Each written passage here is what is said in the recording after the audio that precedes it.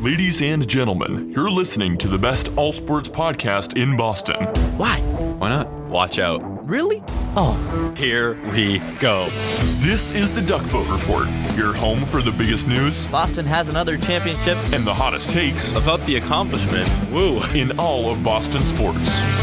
Whoa. Oh boy, we're getting excited. To take you through everything happening in the City of Champions, here are your hosts, Brady Gardner It's not really a victory lap, I'm just saying. and Patrick Donnelly. I'm losing faith.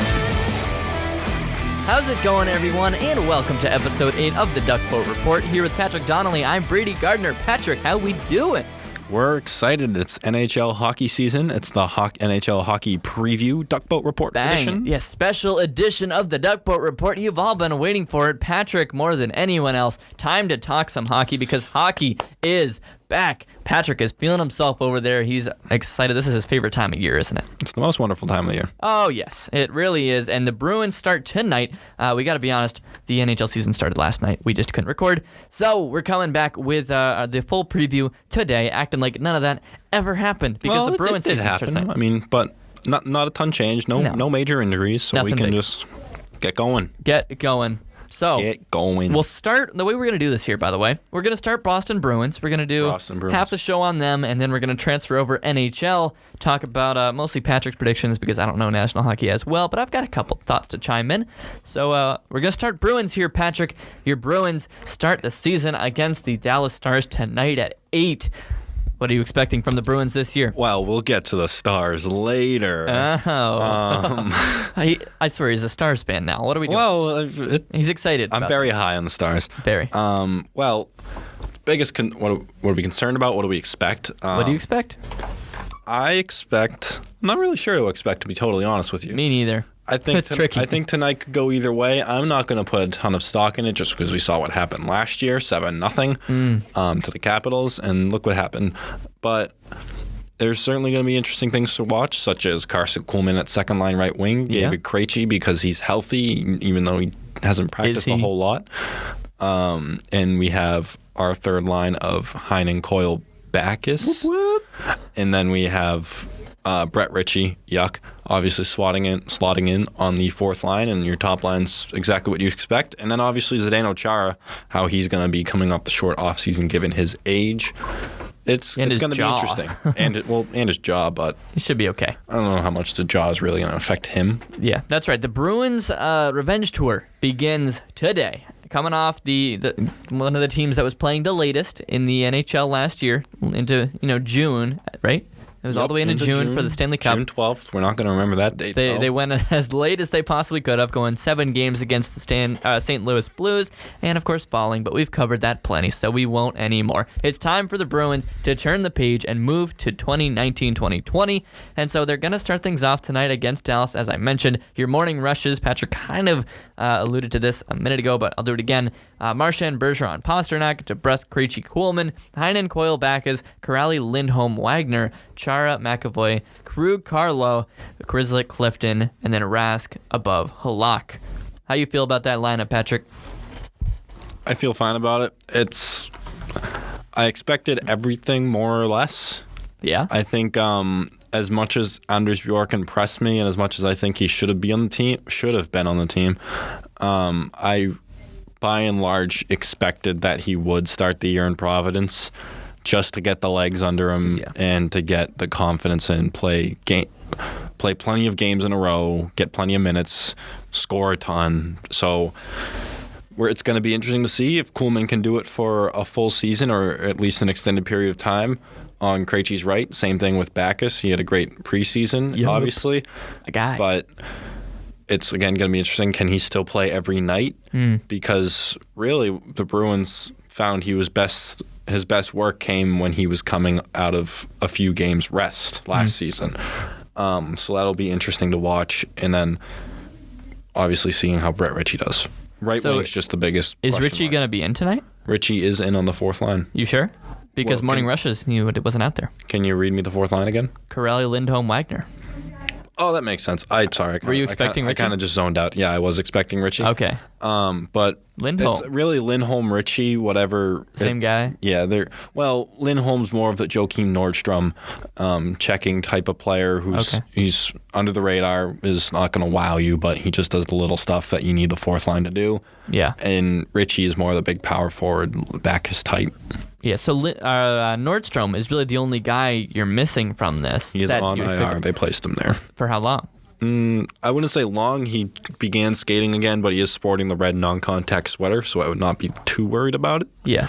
So those are your forward groups. On the defensive end, you're still missing Kevin Miller and John Moore. Yep. But I feel like I'm still fine with how the Bruins defense looks. I'm totally fine with how the defense looks. I'm happy if they stick with this forever. As am I, because cool. These were the lines that played the best in the playoffs. It's true.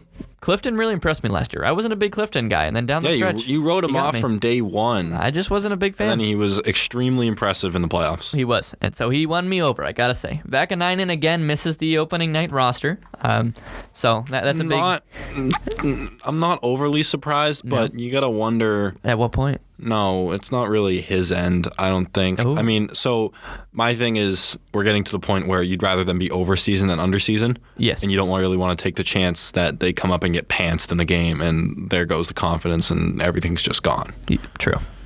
Okay. So I'm okay with it. I mean, he'll be one of the first guys they call up for an injury. Yes. So him and Bjork. I would say him and Bjork are up within the first month. I think we'll honestly see plenty of Bjork, Senyshyn, Lozon, Vakanainen, and Zaboral. I think we'll see plenty of them all year. Senyshyn? Yeah. Interesting. He's ready. He had a great camp, and he was one of the guys they pulled up last year down the stretch when they were resting guys. Alrighty. So that's the defense, and then you go back to the goalie. Nothing really changing here. Tuukka Rask, your starter once again for 10 years? 9 years? I don't know. Officially the 6th year, because this is year 6 without Thomas, but he did take the job away from in 09-10. Okay, so 10 years.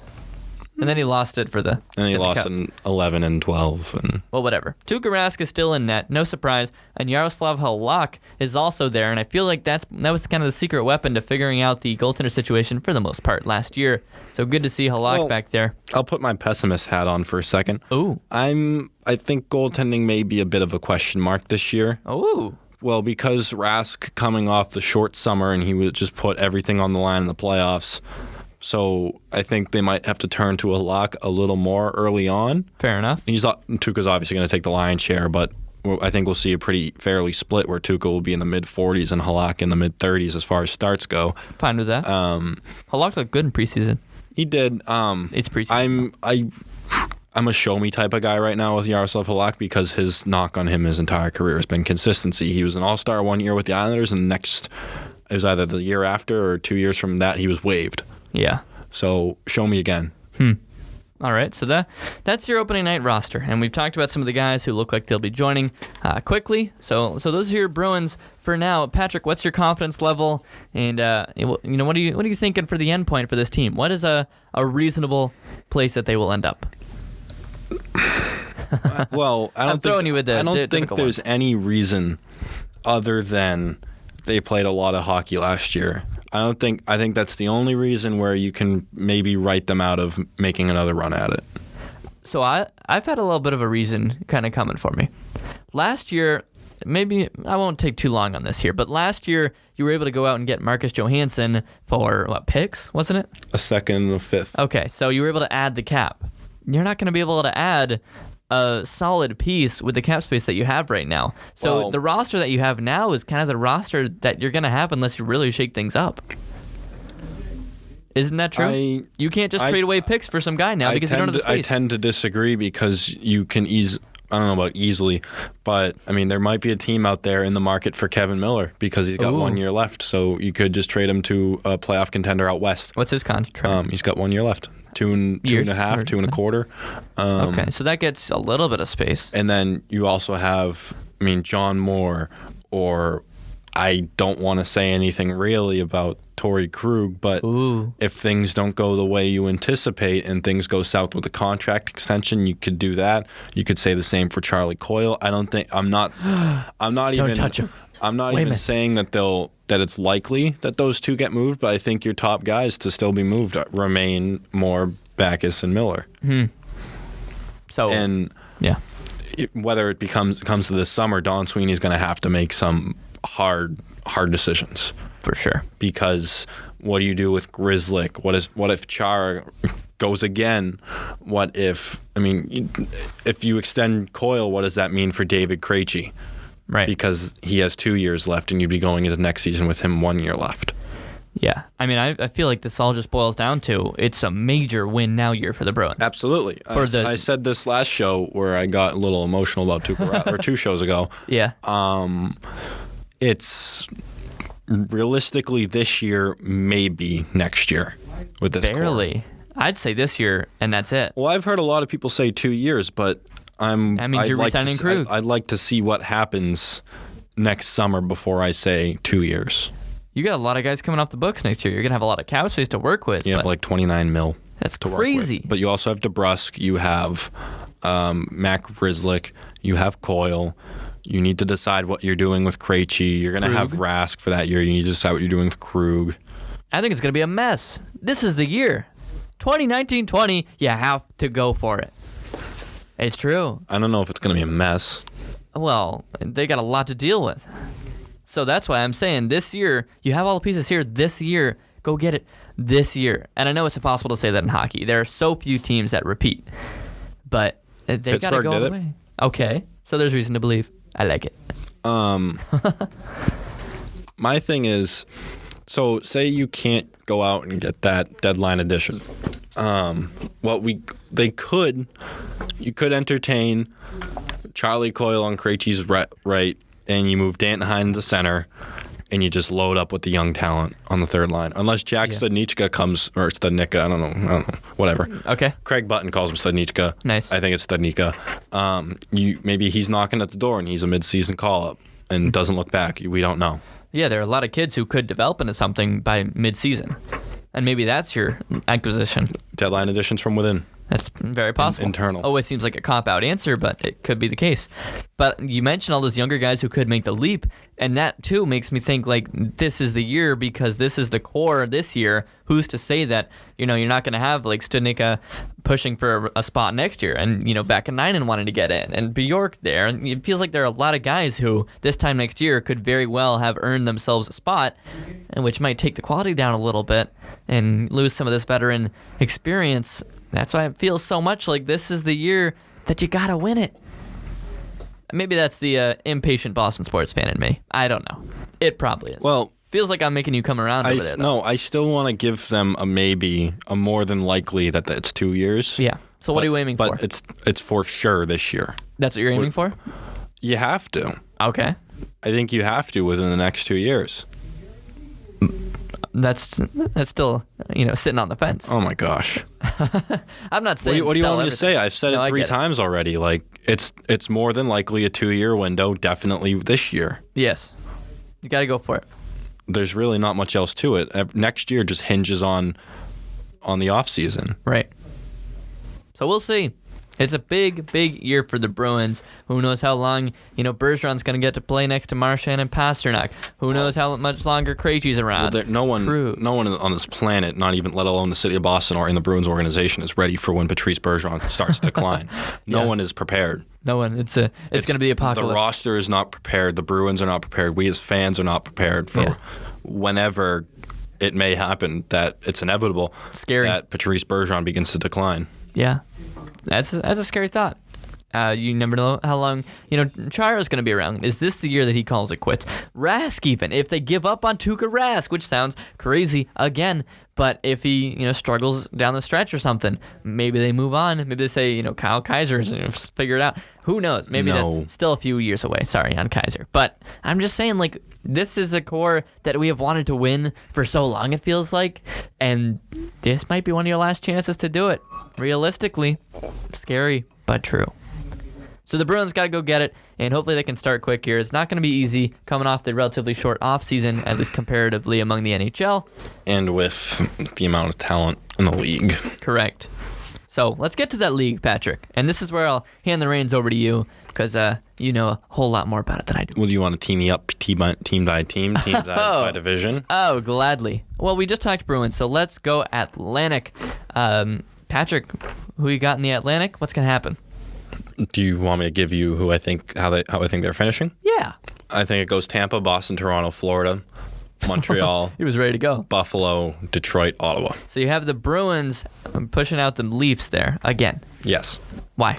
Toronto still has no defense. Okay. It's a less defensive league these days. Well, we've seen it matters in the playoffs and down the stretch in the regular season. Good point. So Toronto's interesting this year because obviously they have all the talent on the offense, especially the power play. The power play has looked great in the preseason. It looked great last night. Maybe that's the addition of the new assistant coach. I'm blanking on his name. But you lose Ron Hainsey, which isn't really too big of a loss, really. Big tough guy, Ron Hainsey. You hated him. I couldn't stand him. Him and Zach Hyman. Remember when Wagner nailed Riley as retaliation for the Hyman on McAvoy hit, and Ron Hainsey's giving him the hands like, come here, come get it. And it's like, shut up, Ron Hainsey. What have you done, Mr. Tough Guy? Classic. What have you done to earn whatever? Well, they brought in Tyson Barrie, who obviously upgrades their defense, but he's still more of an offensively oriented defenseman, and he can get exposed here and there in his own zone. So you wonder about the defensive side of the puck there. Again, they still have Jake Muzzin. They still have Morgan Riley, obviously. And it's really, again, are you going to rely on Freddie Anderson to start a ton of games again and stand on his head again? Because Freddie Anderson has seen a ton of rubber and a ton of ice time in the last 2 years. Yeah. So you got to wonder when that starts to wear on him. So now that's got reason to believe now that the Bruins can knock off or not knock off, but keep away. Well, I don't want to shoo Boston in for beating Toronto in the first round again, because at some point it will happen. As much as we don't want it to happen, at some point it will. Huh. All right. Actually, let's go back to the top. You have Tampa to finish on top. You think that they can turn things around after that ugly playoffs last year? I think they'll still be right there. I don't think we'll see as such world domination as we saw. I think they'll take a little bit of a step back just because it's hard. As much talent as they have, they lost JT Miller from their top six, which, they'll probably easily replace him because they have the pipeline. But you got to wonder, will everyone be able to do everything they did again? And will Andrei Vasilevsky stand on his head again? Because last year you watch some of the film and you're like, oh, Tampa, they're winning games, so many games, so much offense, but you see they're winning some close games there. And a lot of it's because Andrei Vasilevsky was bailing them out quite a bit. Right. And you got to wonder if he'll be able to do it again. Mm-hmm. All right, further down, you got the Panthers moving up in the world. I do. They missed out. They barely missed the playoffs last year, and they had an awful start. But again, they were one of the hottest teams in the league. They barely missed out in the last day of the season, and they had really their only issue was keeping the puck out of the net. And obviously, you had the aging Roberto Luongo who retired, James Reimer, whatever his issues were. You hope he can. He's not even there anymore as the backup, so you hope he can get it right in Carolina there. But you bring in Bobrovsky and you bring in Joel Quenneville, and obviously Quenneville, a defensively oriented coach, has the pedigree from Chicago, and Bobrovsky has 2 or 3 Vezinas. I'm not quite sure in the exact, but 2 or 3 Vezinas, and finally it looks like exercised his playoff demons last year. So you're bringing back by and large the same offense, and you added Noel Acciari, Brett Connolly, and Anton Strawman on the back end. Noel Acciari. And Anton Strawman will help stabilize that defense core. He's a little old, but he still is a capable top 4 defenseman, and he can provide the experience and leadership to guys like Ekblad. So I think they'll be right there this year, and I think they could surprise a lot of people. All right. Plus, it's a big year just for the organization to do something. Yeah. Any other notes further down the Atlantic? Well, Montreal, I would expect will be in the mix too, because they barely missed out last year too. They only missed by 2 points. And a lot of people don't know that. And a lot of their young guys really stepped up and surprised people last year. And so they didn't make a ton of additions in the offseason. So you got to wonder if they're kind of banking on those guys again. And they got the pipeline. They got Ryan Poehling in the AHL, and he's right in the cusp. People thought he was going to make the team. You got Nick Suzuki, I believe. There's Ryan and Nick Suzuki. I think Nick is the one in Montreal, and he made the team. He's a great talent. He was a first-round pick a couple of years ago. And you got to think they'll be right there again. if Carey Price is healthy and Shea Weber is healthy. Alrighty. So, And then, forgot to talk about Ottawa, Detroit, and Buffalo. Buffalo should be in the mix. Buffalo excites me. Buffalo should be in the mix. You just got to wonder if they'll be consistent, because we saw last year they were right there. They were in a playoff spot after November. They were the hottest team in the league, and then they just fell off a cliff. So it's all right. Can you show me more? Can you do it again, except consistently? And then Ottawa's kind of just LOL. They do have some nice young pieces. I mean, it's going to be exciting to watch. Eric Brandstrom almost lost his eye last night. Yikes. In a collision with Austin Matthews' skate. If you can have a chance to check that out. I don't want to. No, it wasn't bad. Oh, okay. He does have a nice shiner, though. And in Detroit, it's another year of waiting for the kids. Yes. And that's really all I got in the Atlantic. All right, so that's the Bruins division, so it's okay that we went a little bit harder on that one, but let's try to maybe speed it up a little bit for these next few. All Metropolitan. Metropolitan, what do you got? Well, I think Capitals are going to win that division. It's just hard to knock against all their talent. I think Carolina will be right there, though. They took a huge leap last year. They obviously have one of the best defensive groups in the league. Can they sustain it? Goaltending is going to be a question mark. You got to wonder if Peter Mrazek can do it again, and in the backup position.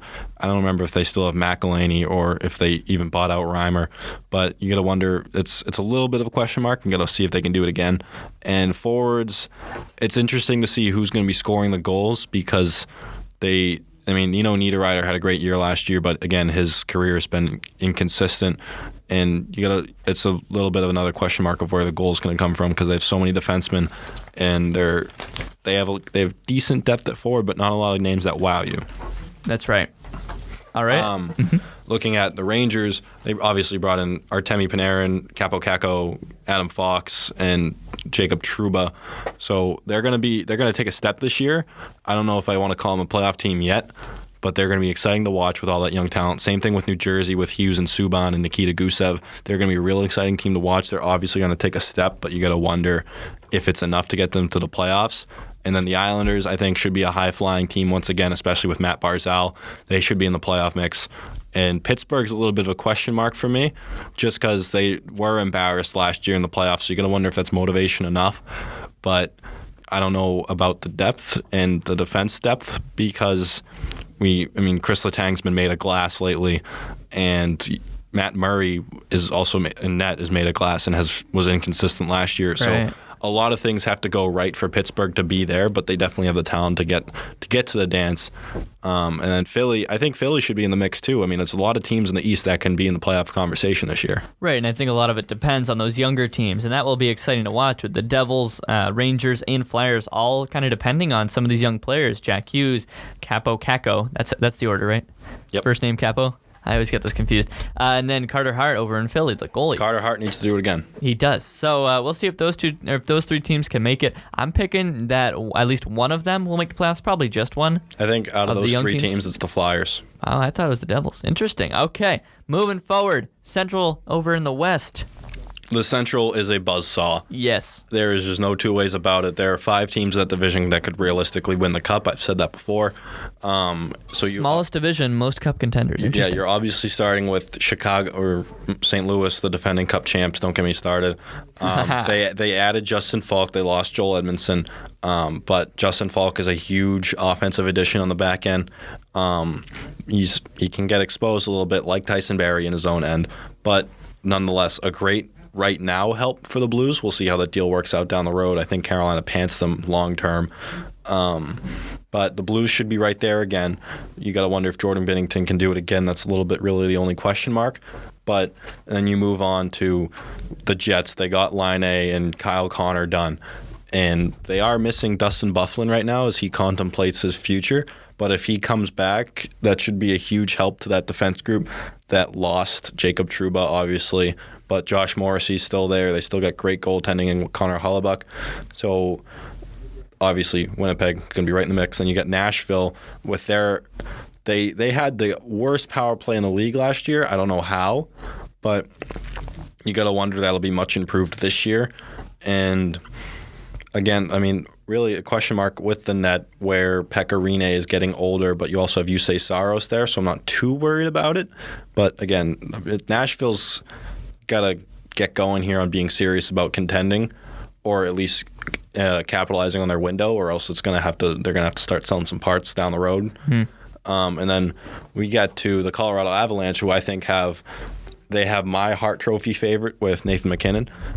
I think he's a top 3 player in the league now.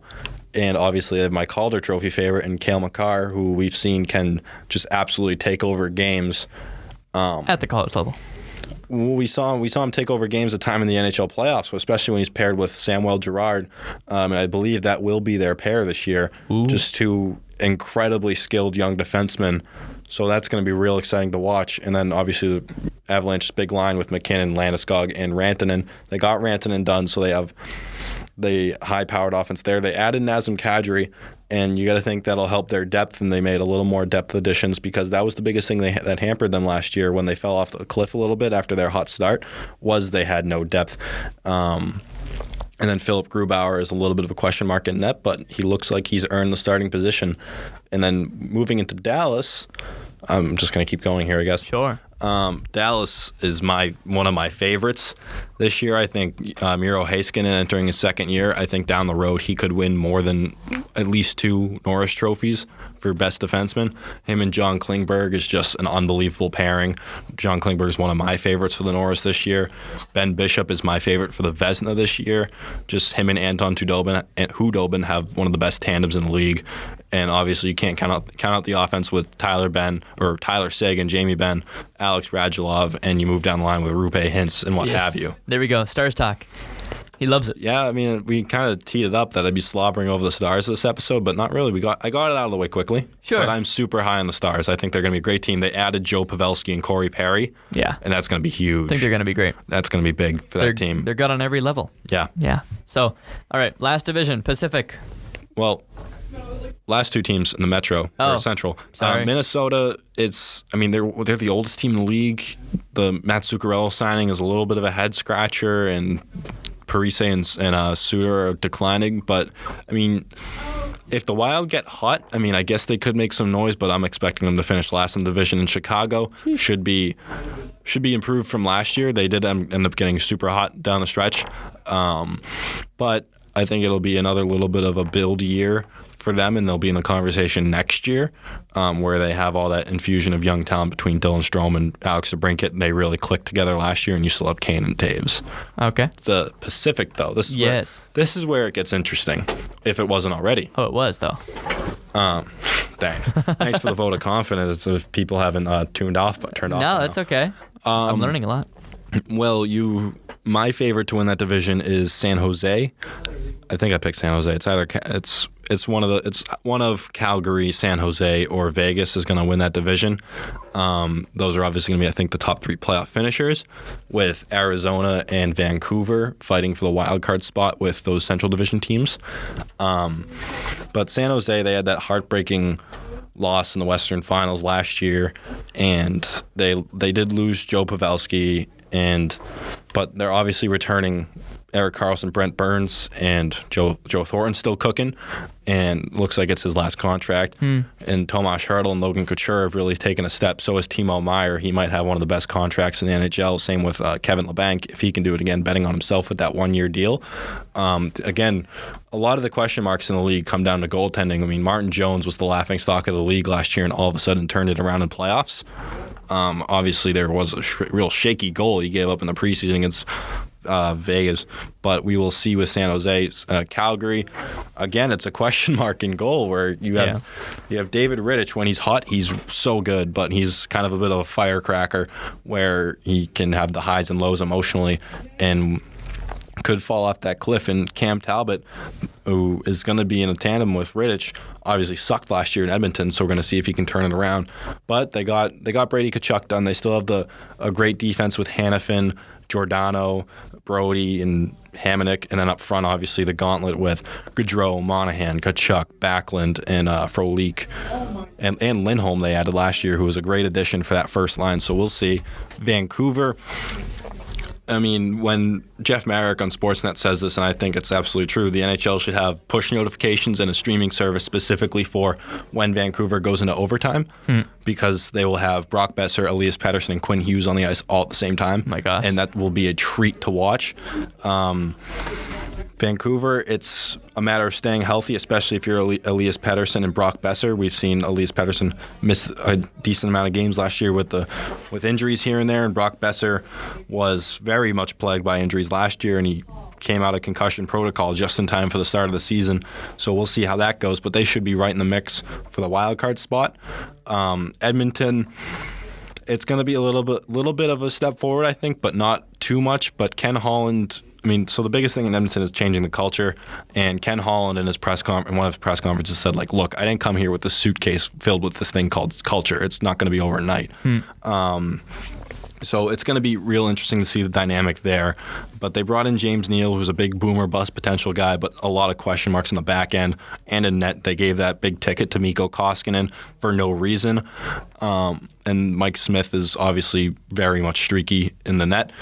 And then we look at LA and Anaheim. They should be in the basement again in that division, unfortunately, where they both have one of the older rosters in the league, and they're taking a bit of a step back. Jonathan Quick has been made of glass, and he's just getting older. But for Anaheim, one of their saving graces is their defense with Hampus Lindholm, Cam Fowler, and what have you, and John Gibson in net. He's one of the most underrated goalies in the league. I have him in the Vezina conversation because he's going to be one of the only reasons Anaheim is competitive. Sheesh. And then you get to Arizona, who I'm super high on as well. I think they'll be in the wild card mix. If they get into the playoffs, they could surprise some people. But again, they just got to work through that stacked Western Conference. All right. Is that everything? I think that is all 30. Wow, you might lose your voice here if we're not careful. That was pretty good. That was thorough for sure. That's every team, and that's a whole lot more analysis. Under a half hour. That was impressive. A whole lot more analysis than I could have offered. So I'm glad that I was able to step back and let you just take the reins. Because we learned a lot there. Well, it could have been a lot longer, but I got the let's hurry up thing because we have the studio for 2 more minutes. That's right. We got to keep moving.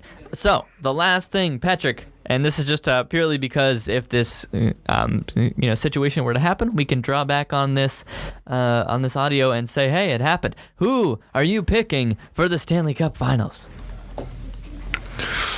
He's got to think.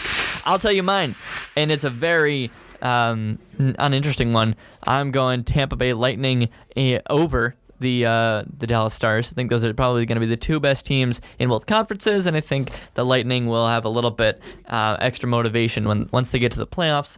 So we'll see if it happens. I would love to see the Bruins in it, but I don't want to pick them because I don't want to jinx them. So I'm going to go Tampa Bay Lightning to win it all in 2020.